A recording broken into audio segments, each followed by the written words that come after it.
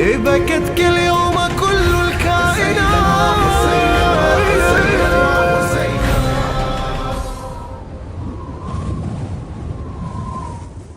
أعوذ بالله من الشيطان الرجيم. بسم الله الرحمن الرحيم. الحمد لله رب العالمين، بارئ الخلائق أجمعين، باعث الأنبياء والمرسلين، ثم الصلاة والسلام على خير خلقه محمد وعلى أهل بيته الطيبين الطاهرين وصحابته المنتجبين، واللعن الدائم على أعدائهم أجمعين إلى قيام يوم الدين. السلام عليك يا أبا عبد الله. السلام على الحسين وعلى علي بن الحسين وعلى أولاد الحسين وعلى أصحاب الحسين. السلام عليكم جميعا ورحمة الله وبركاته. قال الله تعالى في كتابه الكريم: بسم الله الرحمن الرحيم: إن الله لا يغير ما بقوم حتى يغيروا ما بأنفسهم. صدق الله العلي العظيم. What is an addiction? An addiction is the need for something to the point that you lose self-control. The dependency on a substance, on a behavior, the dependency to the point that you lose self-control. It takes over the mind. It takes over your self-control. You cannot control yourself. You lose the ability to think logically and rationally. The need for a substance to the point that you can't think logically and rationally. You do what it takes to satisfy that craving, that need, that want. You know that it's wrong. You know that it's not doing you a service. It's harming you. It's destroying you. But you can't control yourself. You can't stop yourself. You need it. You want it. You're willing to do whatever it takes. You're willing to take risks, break the law, risk your relationship with others, risk your reputation, just to satisfy this need, just to satisfy this addiction or this bad habit. Some addictions can be very deadly. They could harm you, like drug addictions. Some drugs can be very harmful. They can destroy your life. They can destroy your health. They can be very deadly, depending on the drug. Other addictions are not as deadly, but they can be very harmful for you and for others, like smoking. Smoking is an addiction. Many of the people who smoke, they're addicted to smoking. And the problem with smoking is that not only does it destroy yourself, it destroys your heart, your lungs, it destroys your health, but it destroys the health of those around you, your family members, through secondhand smoke. It hurts them. There are some form of addictions, they don't destroy your health, they don't destroy your physical health at least, but they could destroy your mental health. They could destroy your relationships or your marriage, like addiction to pornography. It has an effect, perhaps not on your physical health, but on your mental health. It could develop psychological problems for you, such as depression.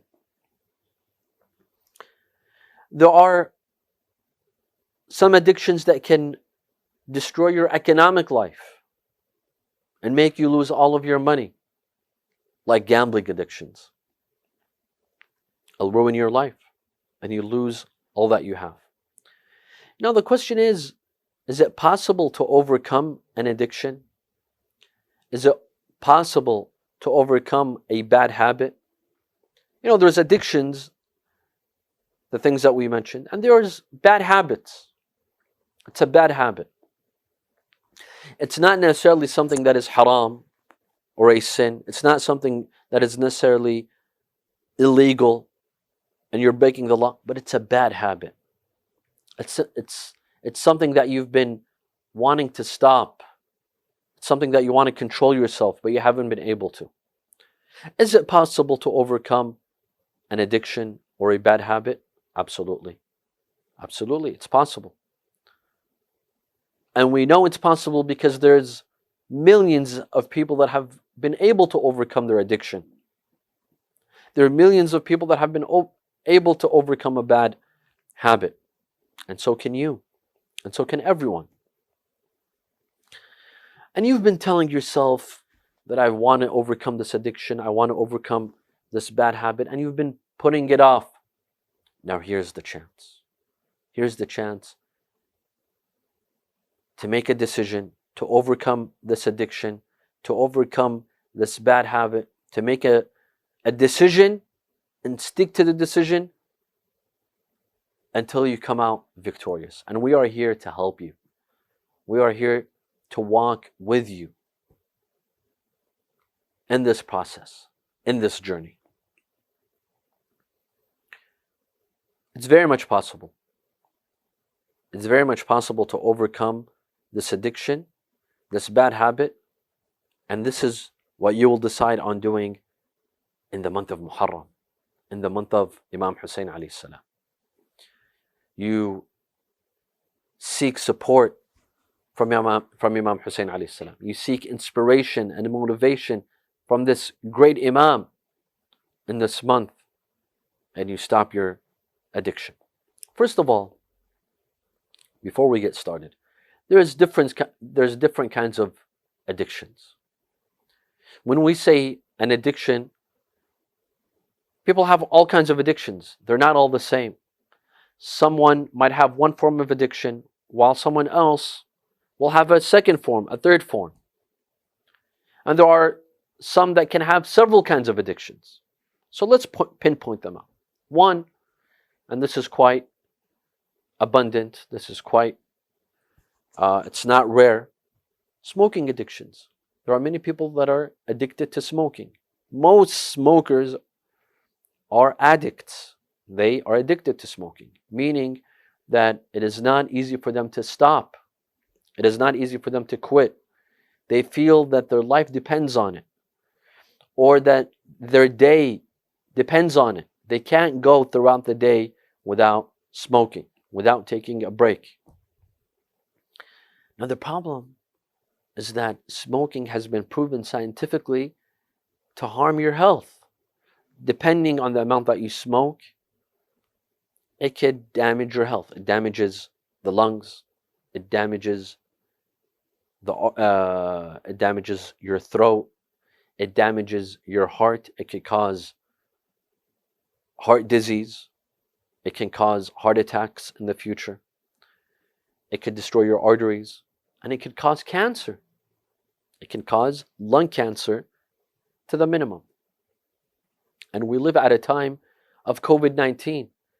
And it's been proven that the coronavirus is more detrimental and more harmful to smokers than it is to non-smokers, because smokers have a very weak lung. They have weak lungs.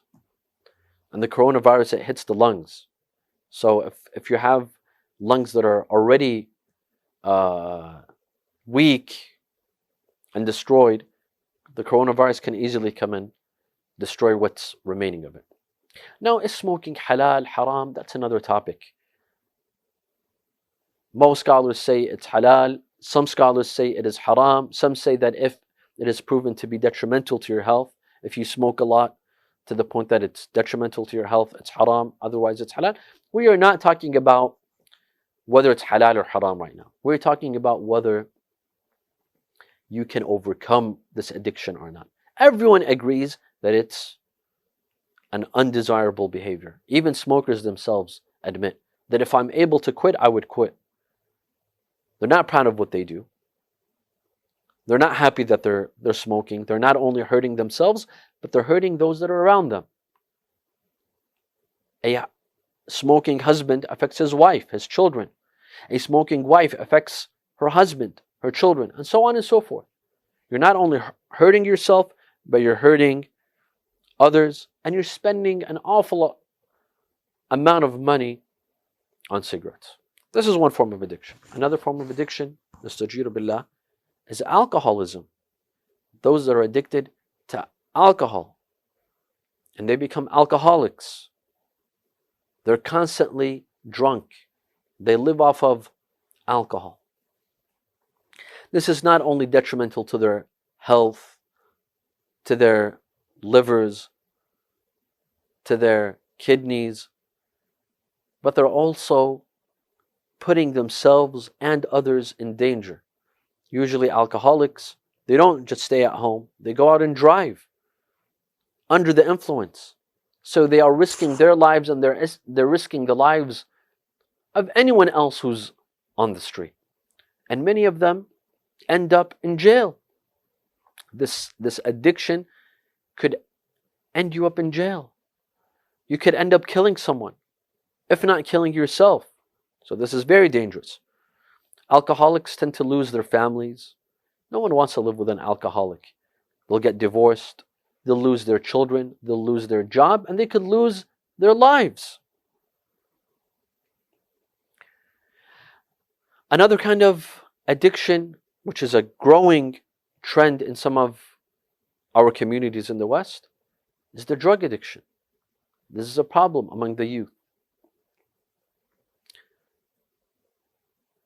Being addicted to drugs, all kinds of drugs.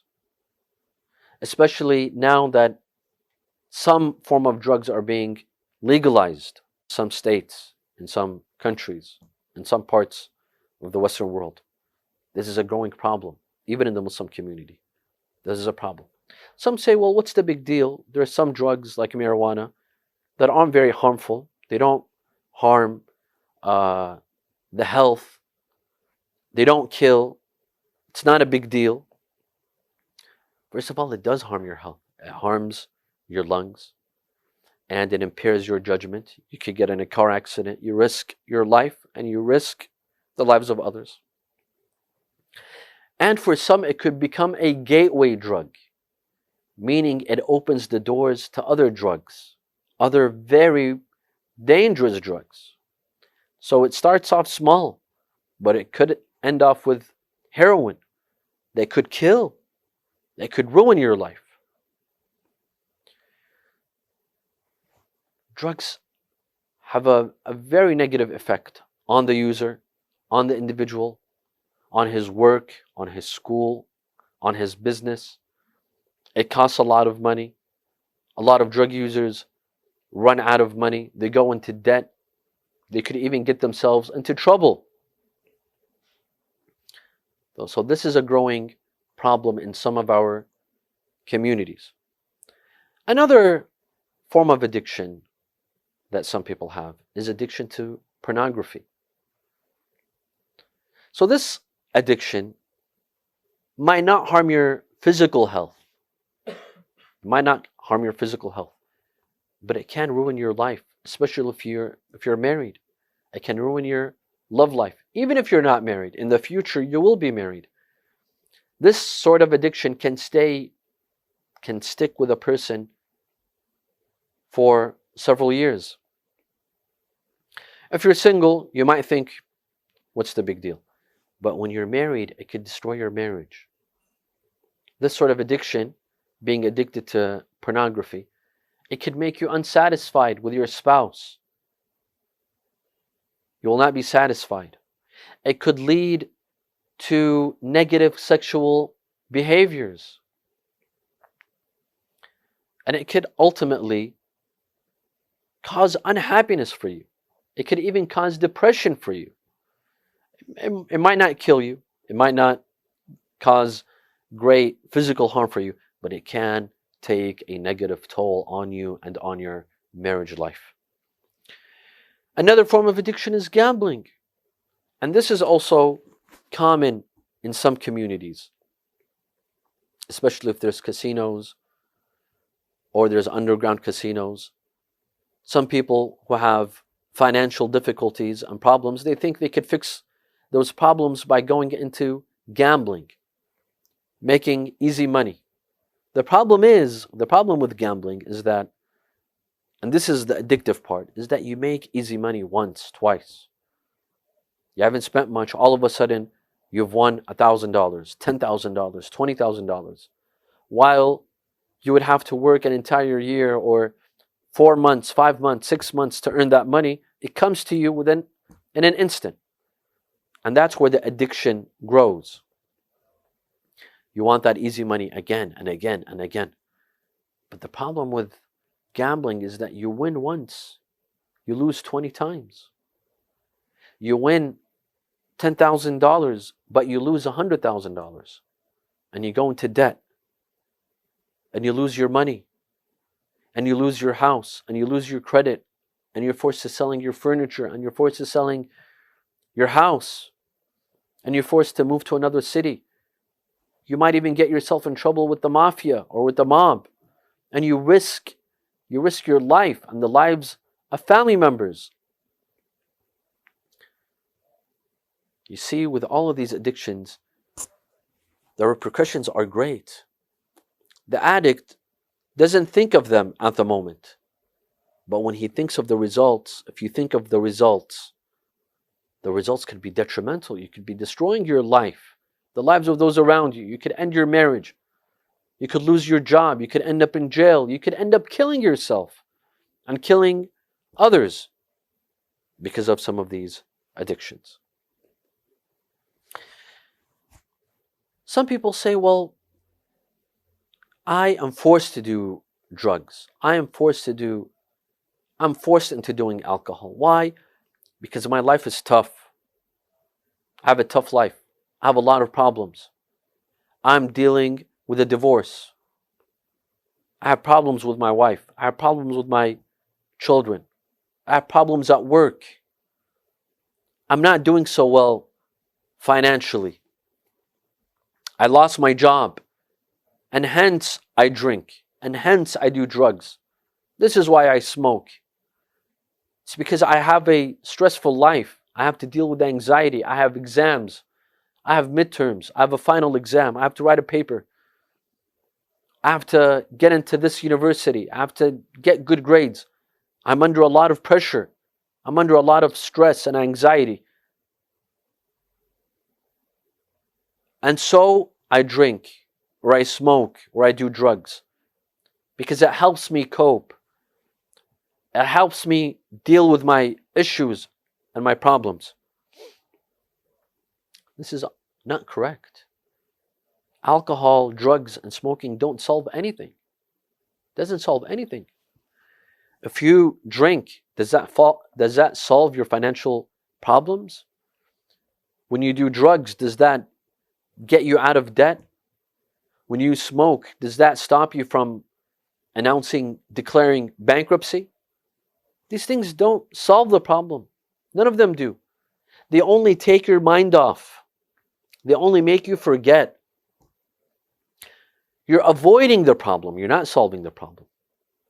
When you drink, when you smoke, when you do drugs, of course, I'm putting them all together, although some are halal, some are haram.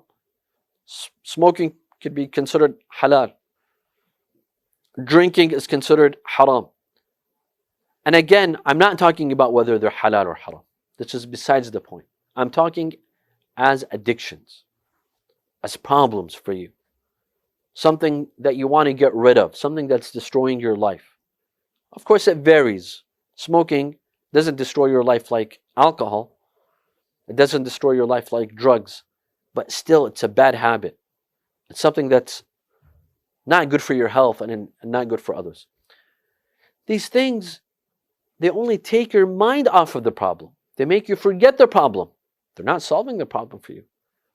They're not fixing your debt, nor are they fixing your marriage, nor are they solving your problems with your children, nor are they providing you with a good job, nor are you getting promoted at work. They're not solving the problem. In fact, they add to your problem. They could add to your problem. You could get arrested. You could kill someone. You're harming your health. You could get cancer. These addictions are adding to your problem. They're not solving your problem. If you want to solve your problem, solve it in a real way. Face reality. These are fake solutions. These are not real solutions. You're only taking your mind off. You're forgetting. You're getting drunk. For the next 2, 3, 4 hours of getting drunk, you'll forget that you're in debt. You'll forget that you're getting a divorce. You forget that you have a problem. But once the effect of alcohol goes away, reality kicks in again. Once the effect of drugs goes away, reality kicks in again. And you're back to square one. What are you going to do? Remain drunk all the time? You can't do this. You'll be ruining your life. You'll be ruining your life like this. Face the problems. You're in debt, do something about it. You have a problem with your husband, with your wife, do something about it. Fix your relationships. Fix your problems. Face your problems. And fix them. Seek real solutions, not fake solutions. Smoking is a fake solution. Alcohol is a fake solution. Drugs is a fake solution. It's not real solutions. Seek real solutions to your problem. You see, my dear friends, it all starts with this. Anyone who has an addiction, it starts with this step. First, you have to acknowledge that you have a problem. You have to recognize that you have a problem. You have to admit that you have a problem. There are some that refuse to admit. He's on drugs. He's addicted to drugs, but he won't admit it. He'll say, oh, it's not a big deal. I'm doing it for fun. I could stop at any moment. Really? If you can stop at any moment, stop today, right now. I'm not addicted to smoking. Smoking is not a big deal. Smoking is fun. It's not a problem. It doesn't even it doesn't harm my health. A lot of smokers, they'll beat around the bush. They'll make so many excuses.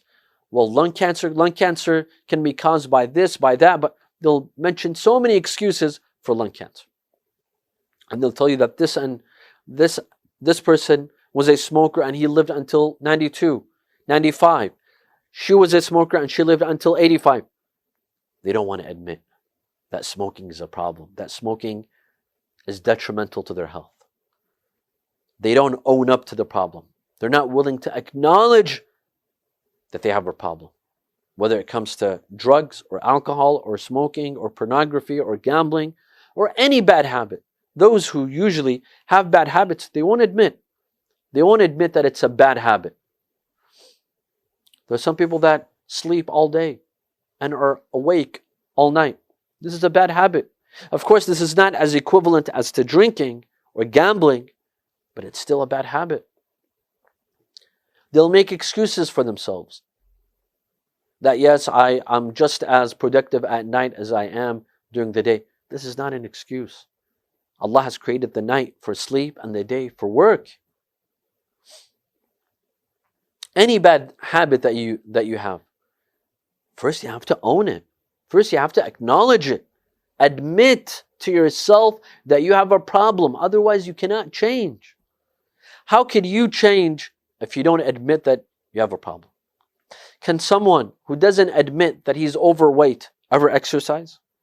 Exercise begins after accepting the fact that you're overweight.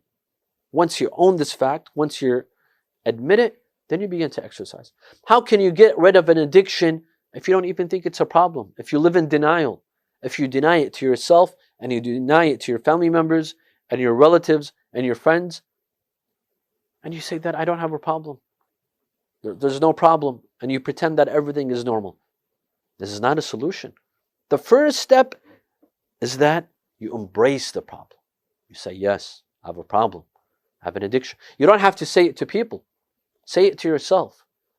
You don't have to announce it on Facebook or write a tweet on Twitter and say that I have a alcohol problem. No. Admit to yourself. To yourself, say, yes, I do have a problem. And I need to overcome this problem. I need to change. I can't keep on living this way. Admit to yourself that it's a problem and accept it psychologically and emotionally. Embrace it. Then you will be able to go to the second step and the third step. But if you live in denial, there's no way that you can change. Recognizing the problem is not enough. This is the first step. Then you have to come to a second step, and that is to make a decision to change. You become self-determined to change your habit, to change the addiction, to stop the addiction. Making a firm decision and not allowing yourself to soften up, not being easy on yourself.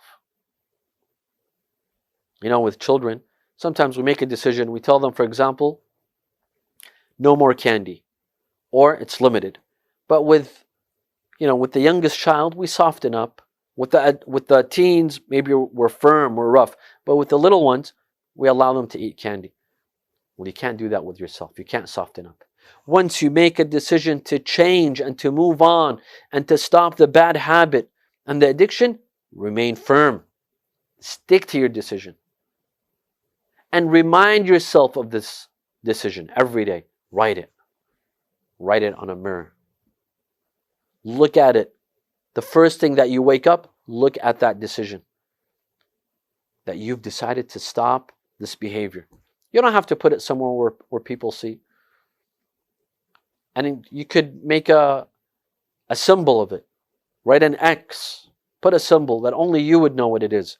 But remind yourself in the morning, in the evening, throughout the day. If some people know of your addiction, of your problem, of your bad habit, and they're trying to help you, let them know of your decision. They'll support you. They'll encourage you. Tell your wife. Tell your husband. Tell your close friends that you've decided to change, that you've decided to overcome this bad habit and addiction. They'll help you. They'll encourage you. They'll support you. They will stick with you. They will ask you, how are you coping? How are you doing? And this is important. Have a strong will. You know, as they say, if there's a will, there is a way. Human beings are capable of doing anything they want if they have a will. If they have a strong will, they can do it. If a human being can land on the moon, and a human being can reach Mars pretty soon, this human being cannot overcome an addiction, cannot stop smoking, or cannot stop drinking, or cannot stop drugs, or cannot stop gambling, or cannot stop pornography. Or if there is a will, there is a way. And tell yourself you can do it. This is very important. Making a decision is not enough. Tell yourself you can do this. You have the power, you have the energy, you have the will to overcome this addiction. Tell yourself you can do it. Imagine life without this addiction. Imagine life without this bad habit. Imagine a normal life. You wake up early in the morning, you go to work, you come back, you have a beautiful family, you live with them a beautiful life. You go out with them on the weekends, you live a normal life without all these addictions, without all these bad habits. Imagine how beautiful life would be. Imagine that life. Put that image in your mind every day and remind yourself of it. Remind yourself of it every day. And make it your goal to reach that image and to live that image. You can do it. There's no will greater than the will of human beings except Allah's will. After the will of Allah, the will of human beings. Human beings can do what they want to do if they have a strong will. If they decide on doing it, they can do it. Tell yourself that others have done it. Why can't you overcome your addiction? Why can't you stop smoking?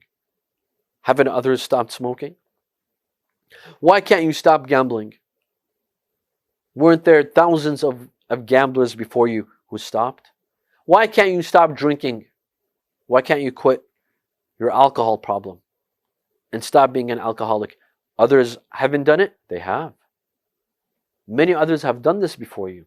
You're not the first, and you're certainly not the last. You will not be the first person to stop this addiction.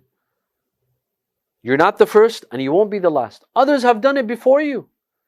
So if others have, why can't you?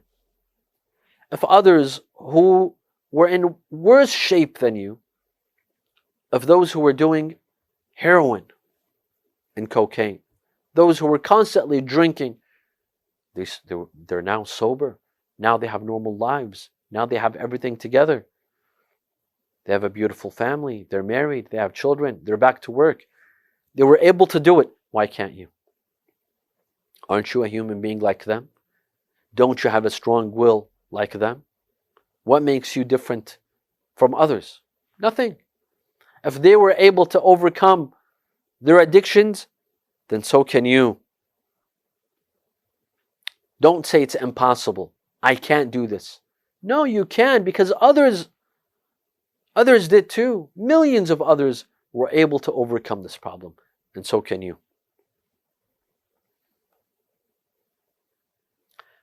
Now, there's something very important that any person with an addiction has to do, is to avoid triggers. What do I mean by this? You've made a decision to overcome this addiction, to move on, to start new. But there are certain things that triggers the mind that gets you back to that addiction. It plays with your head, with your mind. For example, going to certain places. If you go to certain places, it will remind you of your addiction. It will make you want to go back. For example, certain places will make you crave smoking cigarettes. You'll want to go back to smoking cigarettes. Avoid those places. There are certain individuals that will trigger you. For example, you used to do drugs with a certain individual, and you haven't seen this person in a while. When you see them again, it will be triggered. You will crave that addiction. Once again, avoid those individuals. Whether they're friends, their acquaintances, whatever they were, avoid them. Avoid triggers. Whatever it is that you feel will trigger you into going back into your addiction, whether it's a place, a person, a food, a drink, whether it's TV, whether it's the internet, whether it's your phone, whether it's your laptop, whether it's your house, your bedroom, whatever it is that is triggering you, avoid it. If you have a problem in staying in your bedroom because it will trigger you into doing something, avoid your bedroom. Sleep somewhere else. Sit somewhere else. If you go to certain places, you'll be triggered to drink. Avoid. Avoid triggers. That's very important. Another solution to overcoming addiction is educating yourself on that addiction. Read about your addiction. Look it up online. Google it. What are the effects of this addiction? What are the harmful effects? What are the side effects? What will happen to me if I continue smoking for 10 years, for 20 years? What sort of cancer will I develop? What sort of heart disease will I develop? Look, educate yourself, learn. What have you gotten yourself into? Read about the effects. Read about the experiences of others who dealt with this addiction and how they were able to overcome this addiction. Read about other people's experiences. Read about what they had to go through. Read about what it caused. Educate yourself. Knowledge is power. The more you educate yourself on this problem, the more you will develop a will and determination to stop, to overcome, because knowledge is power. Sometimes you need to seek professional help. Sometimes you've avoided triggers and you've made a strong decision and you've acknowledged that you have a problem and you educated yourself, but you still have this problem. You need to seek professional help. Seek professional help. There's nothing wrong with that. There's no shame in that. If you need to see a psychologist, if you need to see a psychiatrist to overcome your problem, to overcome your addiction, there's nothing wrong with this. You could keep it confidential. No one needs to know. But there's no shame. There's no shame in seeking help. There's no shame in wanting to change. There's shame in remaining the same, in not wanting to change, in remaining in that addiction. There's shame in that. There's no shame in wanting to change and to reform yourself and to have a better life. There's no shame in this. Absolutely not. And of course, in all of this, in all of these steps that you are taking to overcome your addiction or your bad behavior or your bad habit, whatever it is, even if it's halal, even if it's not haram, but you don't like it, it's stopping you from being successful. It's stopping you from enjoying your life. It's harming your marriage. It's harming your relationship. Whatever bad habit. It could be, for example, interrupting people. It could be anger. It could be shouting. Anger is a bad habit. Exhibiting anger is a bad habit.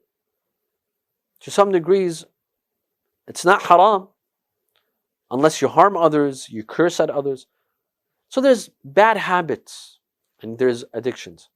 In all of this, in all of these steps that you've taken, remember the most important step from the beginning till the end. And this doesn't have to be at the end. It could be in the beginning. Rather, it should be throughout all of the steps. At-tawakkul ala Allah. Rely on Allah. Ask Allah for help. Ask Allah for support. Ask Allah to give you a strong will. Ask Allah to increase your determination. Ask Allah not to make you weak, to make you relentless, to make you strong. Ask Allah. Pray to Him. Seek His help. Do not underestimate the power of dua, my dear friends. From the beginning till the end. As soon as you acknowledge your problem, ask Allah for support and help. Do not underestimate the power of dua. Do not underestimate the power of Quran in this problem. A person who has an addiction, stick to the Quran, recite Quran, along with all the other steps. Do not underestimate the power of salah. Do not underestimate the power of the masjid, going to the mosque and attending Salatul Jum'ah, Thursday night, reciting Dua Kumail. All of these things will help you. They will increase your will. They will increase your determination. Do not underestimate the power of going to majalis, especially the majalis of Imam Hussein alayhi salam, especially during the nights of Muharram, where we learn about a courageous man that fought his enemy. We're inspired to fight our enemy as well, our inner enemy. This addiction is an enemy. Our nafs that tells us to continue smoking and doing drugs and drinking, or to watch pornography, or to gamble, or to do this, or to do that. We're inspired by Imam Hussein alayhi salam, the way that he fought his enemies relentlessly with all courage and bravery. We develop the courage and bravery to fight our nafs and to fight our inner enemy. We learn, we gain inspiration. We gain motivation from the story of Imam Hussein alayhi salam. Remember, Yazid ibn Muawiyah was an alcoholic. This was one of the problems in Yazid. And Imam Hussein alayhi salam mentions this. Remember, last night we said that when Imam Hussein was asked by Al-Walid, the governor of Medina, to give allegiance to Yazid, what did Imam Hussein alayhi salam say? He said, "Inna ahlu bayt al-nubuwah wa mawda' al-rasalah. Bina fatah Allah wa bina yakhtim." We are the household of Rasulullah. With us he began, and with us he shall end. وَيَزِيد رَجُلٌ فَاسِقٌ فَاجِرٌ. Yazid is a corrupt individual. شَارِبٌ لِلْخُمُورِ. He's an alcoholic. Yazid was an alcoholic. He had an alcohol problem. So who do you want to be like? Imam Hussein alayhi salam or Yazid? Look at the qualities of Imam Hussein and look at the qualities of Yazid. You cannot come to the majlis of Imam Hussein and claim to love Imam Hussein if you're not willing to overcome your alcohol problem, your drug problem. Yes, many people have problems. But those who love Imam Hussein decide to change, decide to do something about it. Yazid one day saw Imam Hussein when his father was still alive, when Muawiyah was still alive. He came to Medina from Sham, and he saw Imam Hussein in Medina, and he was drinking, and he offered Imam Hussein a drink. Imam Hussein says, he told him, by God, I never allowed this drink to mix with my blood. I never allowed this drink to enter my system. Yazid had allowed it to overcome him. When As-Sayyidah Zainab Salamullahi alayha, they were brought to the palace of Yazid in Sham. After the tragedy of Karbala, after the tragedy, the women and children were taken to Kufa, and from Kufa to Sham, and they were brought to the palace of Yazid. Sayyidah Zainab entered the palace of Yazid, and she saw the head of Imam Hussein in front of Yazid. Yazid was drinking. He had a cup of wine he would drink. And from time to time, whenever his cup a little bit would remain, he would pour what is remaining on the head of Imam Hussein alayhi salam. What a tragedy. What a tragedy for Sayyidah Zainab to witness in front of her eyes. On the second day of Muharram, the caravan of Imam Hussein arrives to Karbala. The horse of Imam Hussein stops. He changes his horse, but the second horse refuses to move. He asks for a third and a fourth. None of them move.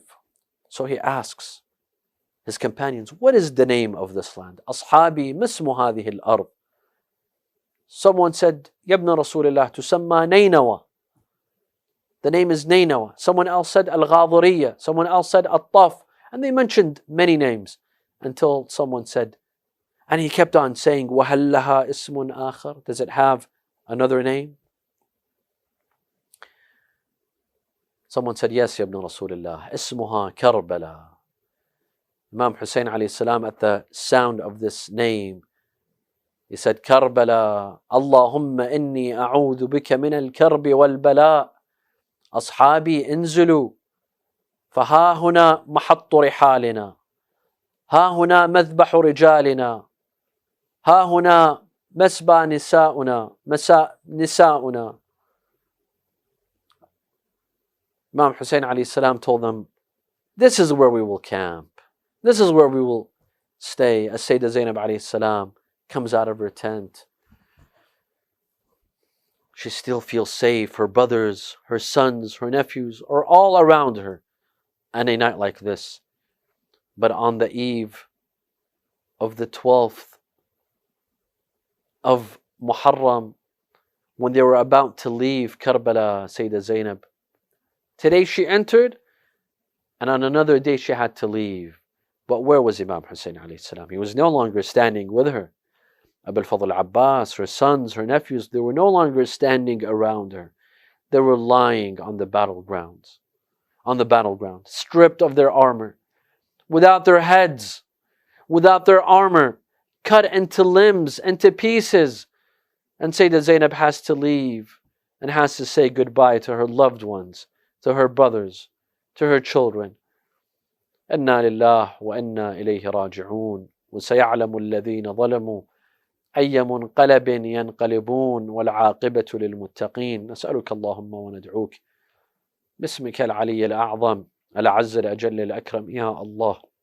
اللهم لا تدع لنا ذنبا إلا غفرته ولا هما إلا فرجته ولا عيبا إلا سترته ولا خوفا إلا أمنته ولا رزقا إلا بسطته ولا شملا إلا جمعته ولا حاجة من حوائج الدنيا والآخرة لك فيها رضا ولنا فيها صلاح إلا قضيتها ويسرتها يا أرحم الراحمين.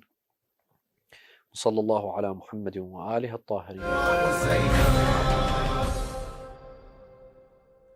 Bismillah ar-Rahman ar-Rahim. Assalamu alaikum, dear viewers of MYC and IIA. A poem today dedicated to the life and the emotions and the feelings and the thoughts of Fatima al-Alila, the ill, the sick young daughter of Imam al-Hussein alayhi salam, who was left in Medina.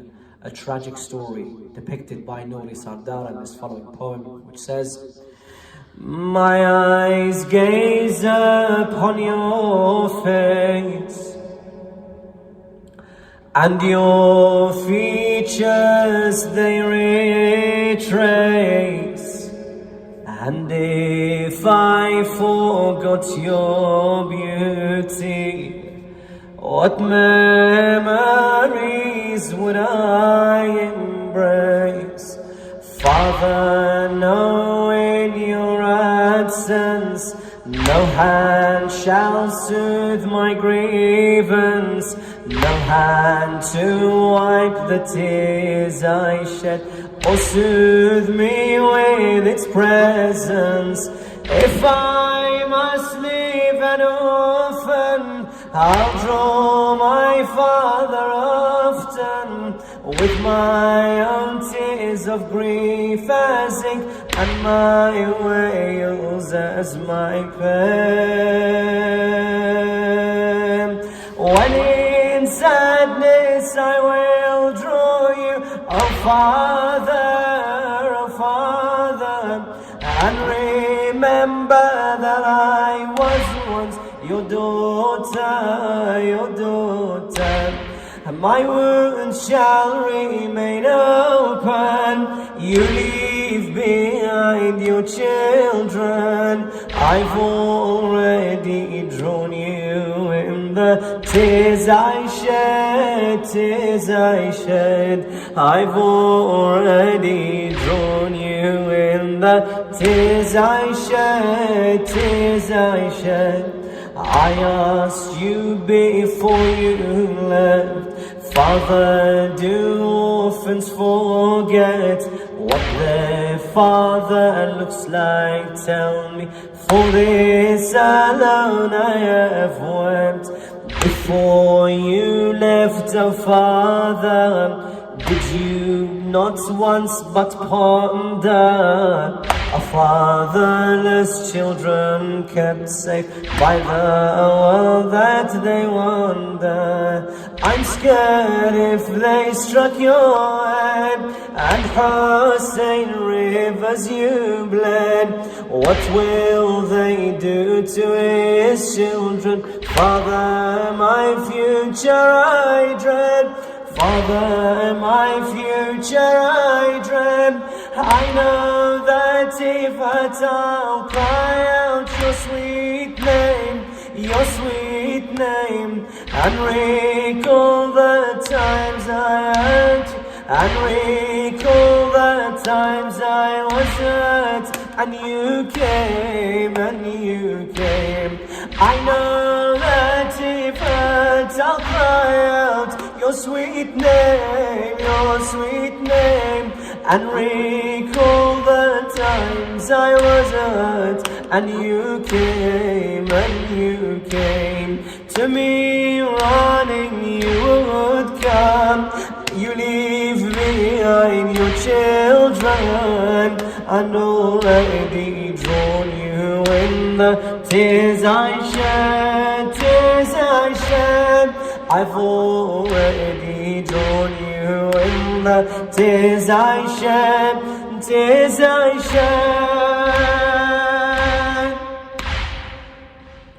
I hold you and you hold me by the warmth of your body.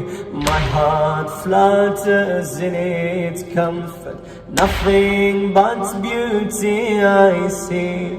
Nothing but beauty I see.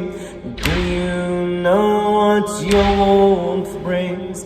I feel an angel's wings protect me like a mountain.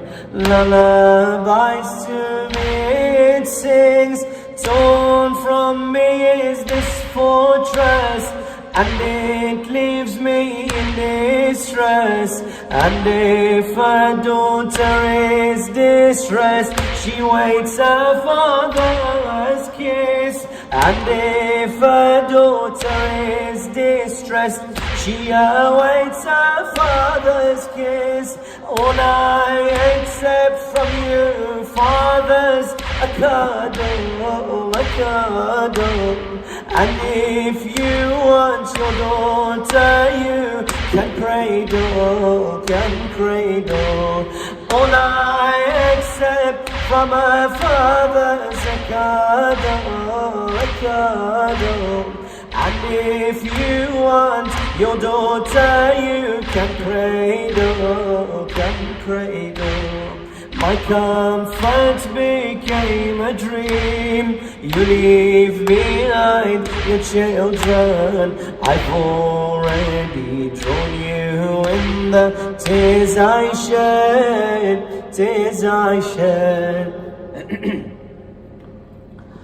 Father, I've lost all patience.